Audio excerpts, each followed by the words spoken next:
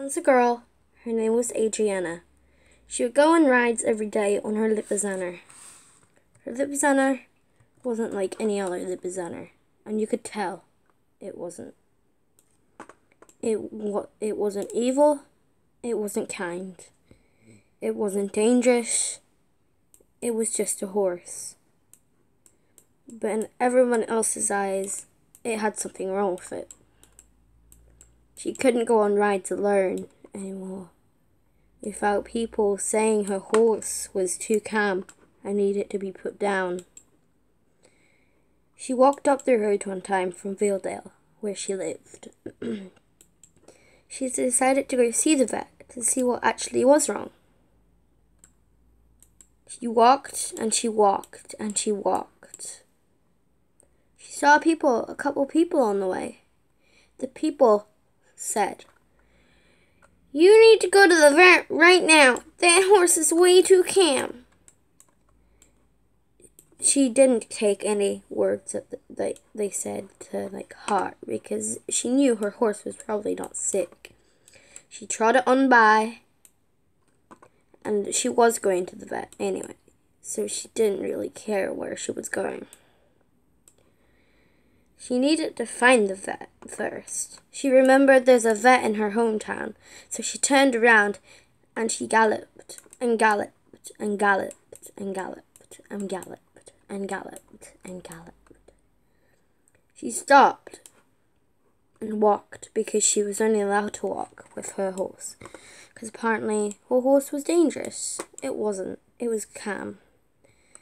She continued to gallop and gallop through the town, not worrying about the rules. She galloped and galloped and galloped and galloped. She passed Elizabeth a couple times, but she didn't really care. She galloped and galloped and galloped over the ridge. She galloped and galloped and galloped to the vet. She galloped and galloped and galloped and galloped and galloped and galloped and galloped. When finally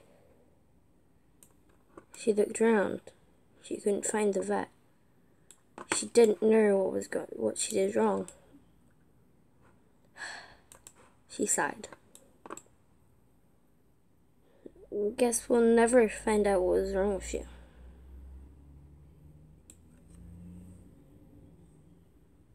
She walked on, still on the hunt for a vet. She arrived at Steve's farm. There was a couple of girls on trees. She just kind of walked by them. She trotted and trotted and trotted into the village.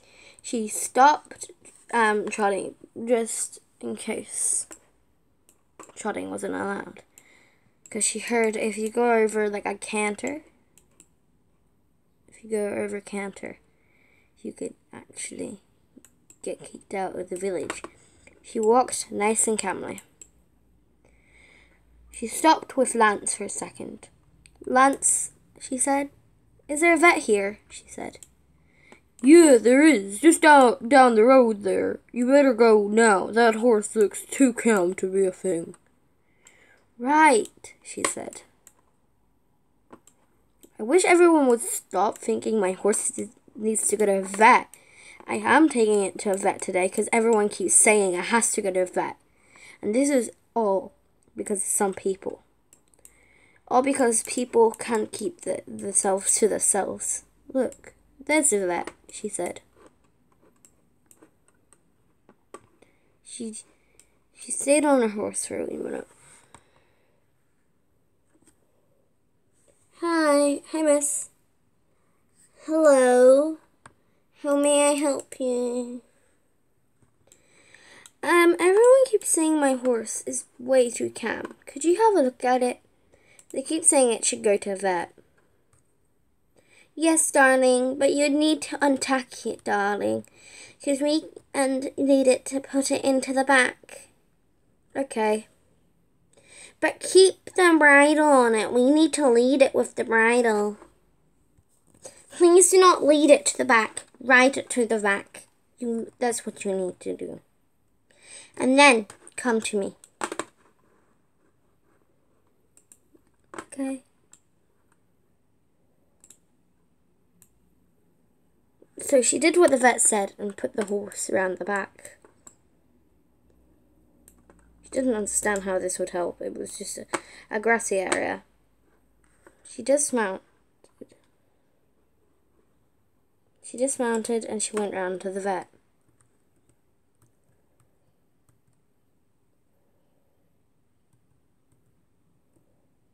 It's done. So you put your horse in the back? Yep. Now we have to go home. I'll ring you later. What's your number? Here. Right, that's a nice piece of paper. Right, see ya. Yeah, see ya. So she started the long walk home. She ran a little, but then she realized she was probably not allowed to run. There was a horse like hers at the stables, but it wasn't as calm. It was more dangerous than anything. She did run, and she did run. It was going to take forever, and she knew that. But she was going to do anything for her feline friend, aka horse. She called her horse a feline because it was so calm and elegant. But if there was something wrong, she would break in half. She did run, and she did run, and she did run. She ran out of breath a couple times. She panted. While she was walking home, she got a call from her mom. Her mom said there was a horse at the stables for her that she could ride until the vet called her about her horse. So she ran down into the stables after that long walk. She decided if the horse was okay with cold, she would ride it to Dino Valley for a while, because Nick had asked her if she could bring him some food, and yeah, she was that sort of girl who would do that.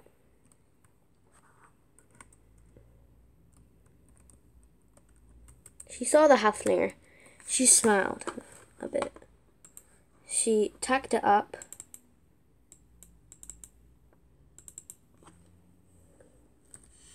And then she mounted. She mounted it with Hawthorne in her hand. She knew this Haflinger was not going to be calm. She knew this Haflinger's temperament. She knew the Haflinger's owner was her mom. She galloped and galloped. The Haflinger wasn't as fast as her Lipizzaner. She didn't really like it. She really didn't like it. She decided that maybe she wouldn't bring food to Nick. She would maybe just go see Nick for a wee while. And that's what she did, while galloping and galloping and galloping. She then got a call from the vet. It was a very tragic call. The vet said,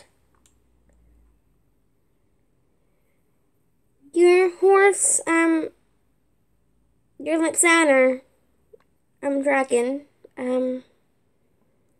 has passed away." She said, that's what she said.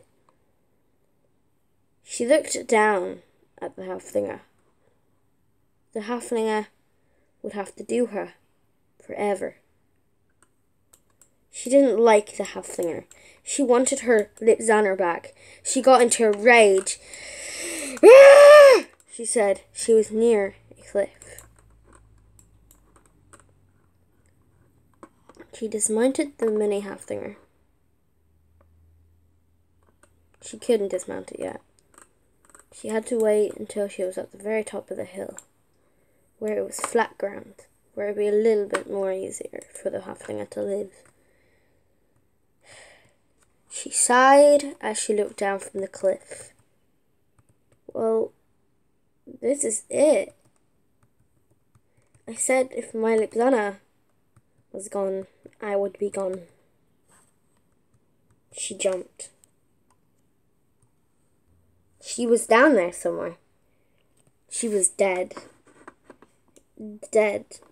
No one would ever see her again. Now, while walking everybody noticed that it would never be the same. The camera did show her ghost a couple times. Her ghost haunts this place. But she ran down the hill.